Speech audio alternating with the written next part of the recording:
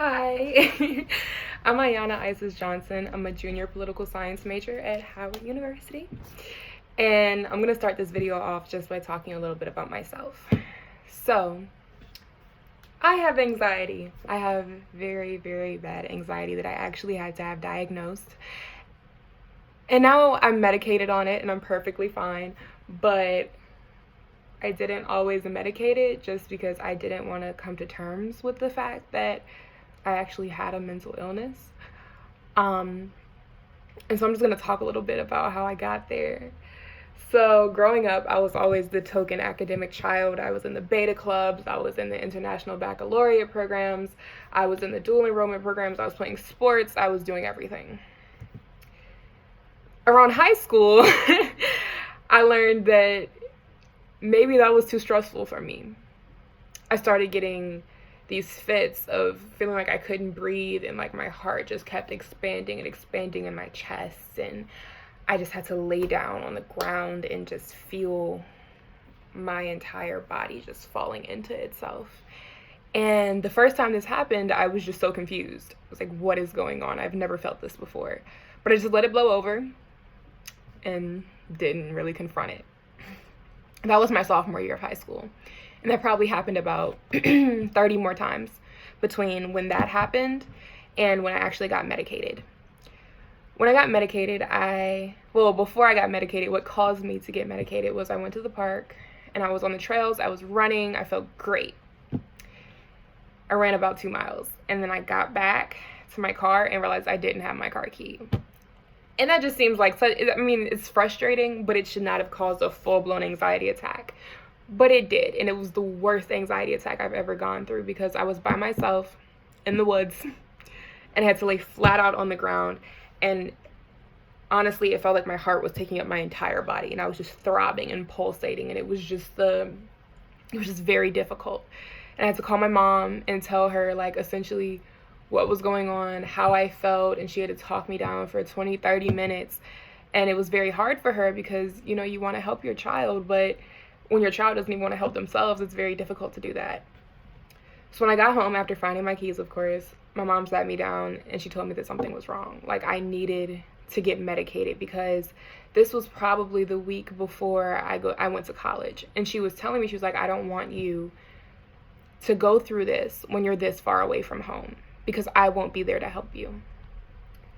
So I got medicated and it was great. I was fine. Everything was amazing. And I got to college. And about halfway through first semester, I realized that the stress of being an adult is a little bit more stressful than the stress of being a high school student, believe it or not. So my dosage of my antidepressant and my anti-anxiety medicine wasn't working very well anymore.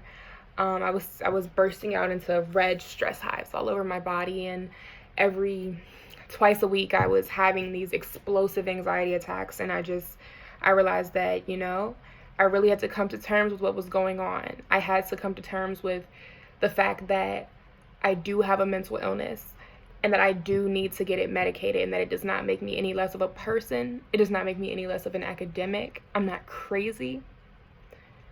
I just have a mental illness, and that's okay. So all this goes to say that in 20 years, I will be advocating for young adults that have anxiety. Because I feel like a lot of the time, the gravity of it isn't understood. It just seems like someone may be getting nervous, but no. Having a mental illness, and specifically anxiety, it feels like you are so out of control of yourself that you're just taking a back seat while your body is freaking out. And as an adolescent, it's a very formative part of your life.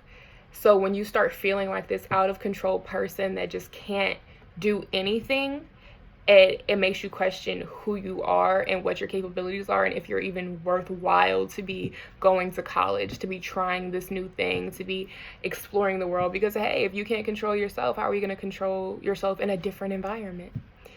And that's very difficult because when you're so ambitious, you want to get there, but you can't. So in terms of the steps that I want to take, I want to help other adolescents. I'd like to have my own mentorship program.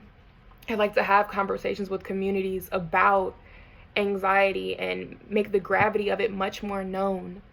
And I'm a junior political science major, so I will be going to law school. I'm not going to say I hope to go to law school. I will be going to law school after I graduate. And so I'd like to use this to create a little bit of legislation, not a little bit, a bunch of legislation, just to make it easier for children to get a hold of SSRIs and other medications that will help them cope with life during a time where life feels overwhelming. And challenges, getting to law school is going to be a little difficult with all those loans and stuff, but I'm so passionate about where I need to go in life and all the people I can help when I'm done. I'm going to overcome it regardless. So, thanks for listening. Thanks for tuning in. And, yeah, bye.